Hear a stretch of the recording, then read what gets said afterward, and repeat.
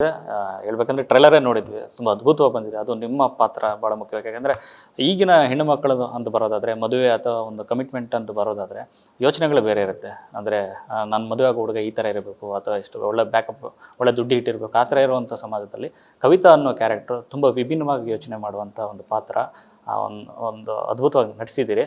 So ಅವ್ರಿಗೆಲ್ಲರಿಗೂ ಒಂದು ಪಾಠ ಆಗುತ್ತಾ ಅಂತ ಹೆಣ್ಮಕ್ಳುಗಳಿಗೆ ಮನಸ್ಸು ನೋಡಿ ಮುಖದಿಂದಲ್ಲ ಪಾಠ ಅಂತ ಹೇಳ್ಬಾರ್ದು, ಮತ್ತೆ ನಾವು ಜನರಲೈಸ್ ಮಾಡಬಾರ್ದು. ಓಕೆ. ಹುಡುಗಿ ಇದೇ ಬೇಕು, ಹುಡುಗರಿಗೆ ಅದೇ ಬೇಕು ಅಂತ ಅದನ್ನ ಜನರಲೈಸ್ ಮಾಡೋದೇ ತಪ್ಪಂತ ನನಗೆ ಅನ್ಸುತ್ತೆ.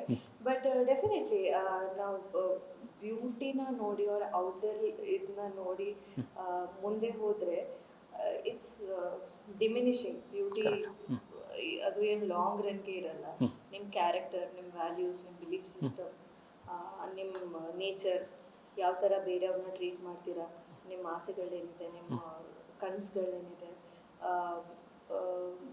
ಎಕ್ಸಾಕ್ಟ್ಲಿ ದ ಕ್ಯಾರೆಕ್ಟರಿಸ್ಟಿಕ್ಸ್, ಅದೇ ಇಂಪಾರ್ಟೆಂಟ್. ಐ ಥಿಂಕ್ ಇವಾಗ ಅಂತೂ I think in today's generation ಎಲ್ಲರೂ ಗೊತ್ತು ಅದು. ಐ ಡೋಂಟ್ ಥಿಂಕ್ ಯಾರಿಗೂ ಗೊತ್ತಿಲ್ಲ ಅಂತ. ಆಬ್ವಿಯಸ್ಲಿ ನಮ್ಮ ಫಸ್ಟ್ ಅಟ್ರಾಕ್ಷನ್ ಫಿಸಿಕಲೇ ಇರುತ್ತೆ. It's nature, we can do anything about it. It is physical. ನಾವು ಯಾರಿಗೂ ಅಟ್ರಾಕ್ಟ್ ಆಗ್ತೀವಿ ಅಂದರೆ it's based on your physical beauty. But ಹೋಗ್ತಾ ಹೋಗ್ತಾ ನಮಗೆ ಆಬ್ವಿಯಸ್ಲಿ ಕ್ಯಾರೆಕ್ಟರಿಸ್ಟಿಕ್ಸ್ ಗೊತ್ತಾಗುತ್ತೆ.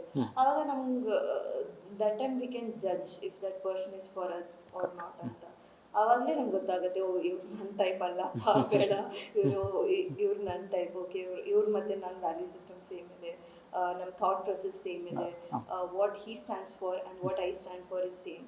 ಸೊ ಐ ಥಿಂಕ್ ಕವಿತಾದು ಹಾಗೆ ಸಿಮಿಲರ್. ಅವ್ರದ್ದು ಲೈಫಲ್ಲಿ ಒಂದು ವಿಷಯ ಏನು ನಡೆದಿದೆ, ಅದಕ್ಕೆ ಶಿವ ಅವರು ಹೇಗೆ ಮ್ಯಾಚ್ ಆಗ್ತಾರೆ, ಯಾಕೆ ಕವಿತಾ ಶಿವನ ಚೂಸ್ ಮಾಡಿದ್ದಾರೆ, ಅದು ಒಂದು ಬ್ಯೂಟಿಫುಲ್ ಟ್ವಿಸ್ಟ್ ಇದೆ.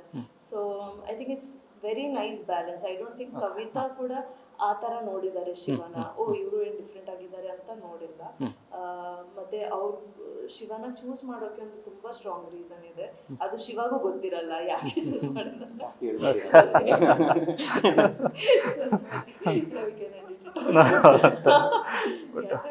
ತುಂಬಾ ಬ್ಯೂಟಿಫುಲ್ ಆಗಿ ಸ್ಟಿಚ್ ಮಾಡಿದ್ದಾರೆ ಆ ಸ್ಟೋರಿನ. ಸೊ ಡೆಫಿನೆಟ್ಲಿ ಐ ಥಿಂಕ್ ಎಲ್ರಿಗೂ ಇಷ್ಟ ಆಗ್ತದೆ. ಇಲ್ಲಿ ಪ್ರೀತಿ ಜೊತೆ ಗಲಾಟೆನೂ ಇದೆ. ಹಾಗಾದ್ರೆ ಆ ಕಡೆ ಒಂದು ನೀವು ದಿಂಬಿಡ್ಕೊ ಹೋಗ್ತೀರಿ, ಕಡೆ ಚಾಪ್ ಇಟ್ಕೊಂಡು. ಇವಾಗ ಇವ್ರು ಉತ್ತರ ಕೊಟ್ರಲ್ಲ, ಇವಾಗ ಎಕ್ಸಾಕ್ಟ್ಲಿ ನಿಮಗೆ ಗೊತ್ತಾಗುತ್ತೆ ನಾನು ಯಾಕೆ ಇವ್ರನ್ನ ಕಾಸ್ಟ್ ಮಾಡಿದೆ ಅಂತ.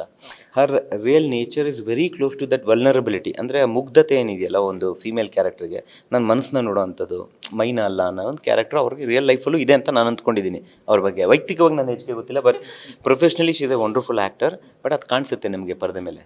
ಎರಡನೇ ವಿಷಯ ನೀವು ಕೇಳಿದ್ದಕ್ಕೆ ನಾನೊಂದು ಆ್ಯಡ್ ಮಾಡ್ತೀನಿ. ಇಲ್ಲಿ ಇವಾಗಿನ ಕಾಲದ ಹೆಣ್ಮಕ್ಳು ತುಂಬ ಎಜುಕೇಟೆಡ್ ಆಗಿದ್ದಾರೆ. ಎಸ್, ತಪ್ಪೇನಿಲ್ಲ, ನನಗೆ ಅಟ್ರಾಕ್ಷನ್ ಒಂದು 6 ಪ್ಯಾಕ್ ಇರಬೇಕು, 6 ಫೀಟ್ ಇರಬೇಕು, ಅದು ಫೈನಾನ್ಷಿಯಲ್ ಸ್ಟೆಬಿಲಿಟಿ ಬೇರೆ.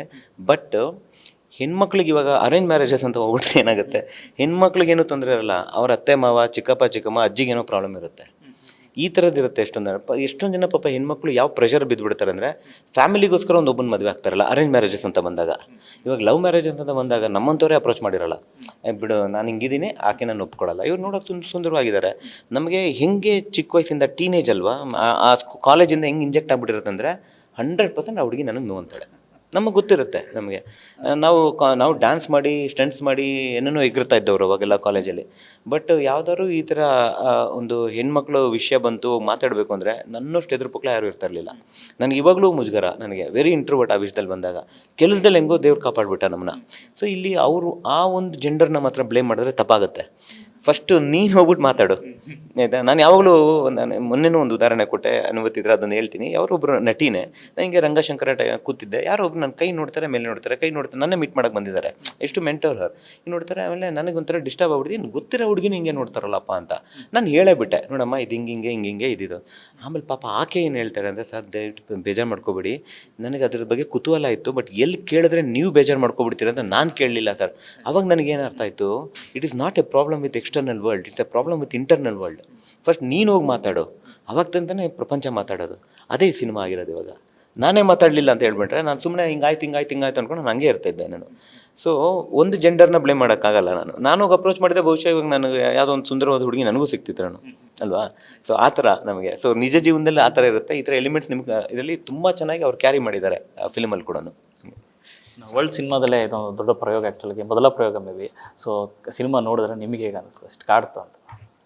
ನನಗಂತೂ ತುಂಬ ಇಷ್ಟ ಆಯಿತು ಬಿಕಾಸ್ ಆಸ್ ಎ ಸೆಡ್ ನನಗೆ ಅದೇ ತುಂಬ ಖುಷಿ ಏನಂದರೆ ಅವರು ಮೆಸೇಜ್ ಕೊಡಲೇಬೇಕು, ಅವ್ರಿಗೆ ಇದು ಫೀಲ್ ಆಗಲೇಬೇಕು ಅಂತ ಮಾಡಿಲ್ಲ. ಇಟ್ಸ್ ಒನ್ ಎಂಟರ್ಟೈನಿಂಗ್, ಆರ್ಟಿಸ್ಟಿಕ್ ಇದೆ ಬಟ್ ಎಂಟರ್ಟೈನಿಂಗ್ ಆಗಿದೆ. ಸೊ ಅದು ಐ ಥಿಂಕ್ ಆಡಿಯನ್ಸ್ಗೆ ಕನೆಕ್ಟ್ ಆಗುತ್ತೆ. ಮತ್ತು ಇಬ್ಬರು ಕ್ಯಾರೆಕ್ಟರ್ಸ್ ಆರ್ ಸೋ ಇನ್ನಸೆಂಟ್. ಎರಡು ಕ್ಯಾರೆಕ್ಟರ್ಸ್ ತುಂಬ ಇನ್ನಸೆಂಟ್ ಆಗಿದ್ದಾರೆ. ಅವ್ರ ಮನಸ್ಸಲ್ಲಿ ಏನಾಗ್ತಿದೆ ಅಂತ ಅವ್ರಿಗೆ ಗೊತ್ತು, ಬಟ್ ಅವ್ರಿಗೆ ಹೇಳಕ್ ಬರಲ್ಲ. ಏನಾಗ್ತಿದೆ ಅಂತ ಬಹುಶಃ ಅವ್ರಿಗೆ ಗೊತ್ತಿಲ್ಲ. ಸೊ ಅದನ್ನ ಹೇಗೆ ಅವರು ಎಕ್ಸ್ಪ್ರೆಸ್ ಮಾಡ್ತಾರಾ ಇಲ್ವಾ, ಮತ್ತೆ ಫ್ಯಾಮಿಲಿದು ಇನ್ವಾಲ್ವ್ಮೆಂಟ್ ಹೇಗಿರುತ್ತೆ, ಅದು ಹೆಲ್ಪ್ ಆಗಲ್ವಾ. ಸೊ ಇದೆಲ್ಲ ಡೈನಾಮಿಕ್ಸ್ ತುಂಬಾ ಚೆನ್ನಾಗಿ ಬಂದಿದೆ. ನಮ್ಗಂತೂ ನಮ್ಮ ಫಿಲ್ಮ್ ನಮ್ಗೆ ಇಷ್ಟ ಆಗುತ್ತೆ, ಆಡಿಯನ್ಸ್ಗೆ ಇಷ್ಟ ಆಗುತ್ತೆ.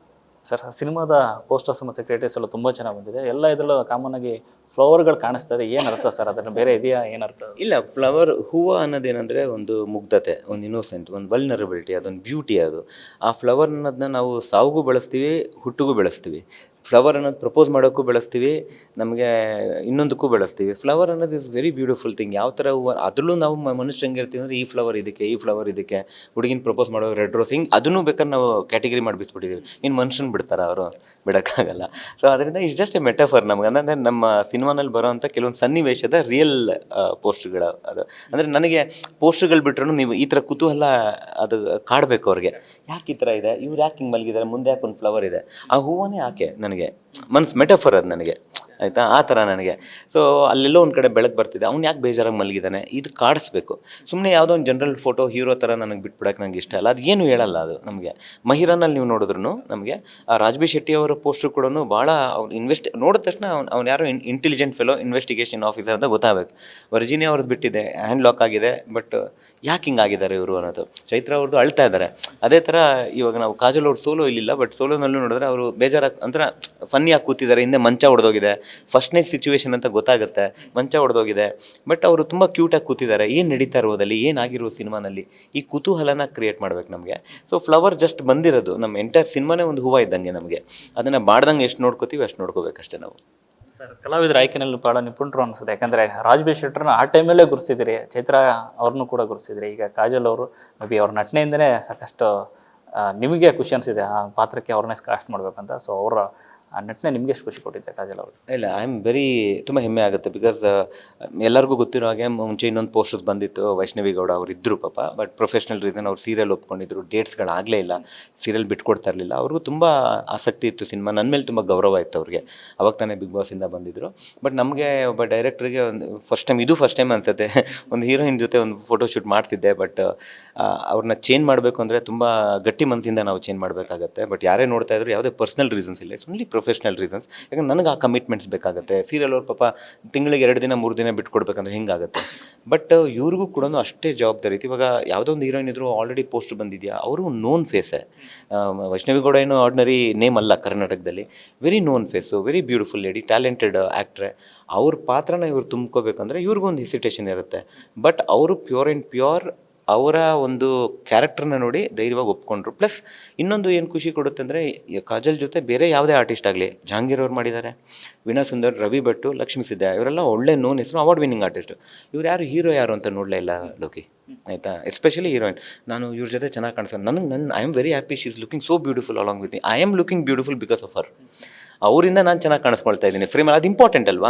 ಎಲ್ಲ ಘಟಾನುಘಟಿಗಳ ಆ್ಯಕ್ಟರ್ಗಳಿರೋದು. ನೀವು ಜಹಾಂಗೀರ್ ಪಕ್ಕ ನಿಂತ್ಕೊಂಡ್ರೆ ಆ್ಯಕ್ಟಿಂಗ್ ಮಾಡೋಕ್ಕೆ ಆಗಲ್ಲ ನಿಮಗೆ. ಅವ್ರು ಹರಿದು ಕುಡಿದು ಉಗಿದು ಉಪ್ಪಿನಕಾಯಿ ಥರ ಬಿಸಾಕ್ಬಿಡ್ತಾರೆ. ವೀಣಾ ಸುಂದರ್ ಒಬ್ಬೊಬ್ಬ ಅವ್ರಿಗೆ ಡೌಟ್ಸ್ ಇರ್ತವೆ. ಡೌಟ್ಸ್ಗಳು ಕ್ಲಿಯರ್ ಆಗಿಬಿಟ್ರೆ ಆ ಲೇಡಿ ಸಿಂಹ ಇದ್ದಂಗೆ ಅಮ್ಮ ಹಿಡಿಯಂಗೆ ಇಲ್ಲ ಅವ್ರನ್ನ ಪಾಪ. ನಾನು ಹಂಗೆ ರೇಗಿಸ್ತೀನಿ. ರವಿ ಭಟ್ ಅವರು ವೆರಿ ಬ್ಯೂಟಿಫುಲ್. ಈ ಸಿನಿಮಾನಲ್ಲಿ ಕೇವಲ ಇಷ್ಟೇ ಅಲ್ಲ, ಒಂದು ತಂದೆ ಮಗಳ ಒಂದು ಬ್ಯೂಟಿಫುಲ್ ಒಂದು ವೆರಿ ಸಟಲ್ ರಿಲೇಷನ್ಶಿಪ್ ನೋಡ್ತೀರಾ. ನನಗದು ತುಂಬ ಖುಷಿ ಈ ಸಿನಿಮಾನಲ್ಲಿ. ಅದನ್ನೆಲ್ಲ ಇವರು ತುಂಬ ಚೆನ್ನಾಗಿ ಕ್ಯಾರಿ ಮಾಡಿದ್ದಾರೆ. ಸೊ ನಾನು ಹೇಗೆ ಇಮ್ಯಾಜಿನ್ ಮಾಡಿದ್ದೆ ಅದನ್ನು ಒಂದು ಅರ್ಥ ಮಾಡಿಕೊಂಡು ಕೇವಲ ಡೈರೆಕ್ಟ್ರಿಗೋಸ್ಕರ ನಾನು ಆ್ಯಕ್ಟ್ ಮಾಡಬೇಕು, ನನ್ನ ಪಾತ್ರ ನಾನು ಜೀವ ತುಂಬಿಸ್ಬೇಕು ಅನ್ನೋದರಲ್ಲಿ Kajal is one of the most brilliant actor whom casting her. I am very, ಯಾಕಂದರೆ ಇವ್ರ ಮುಂಚೆನೂ ಬೇರೆ ಬೇರೆ ಹೀರೋಯಿನ್ಗಳ ಹತ್ರ ಮಾತಾಡಿದ್ದೆ.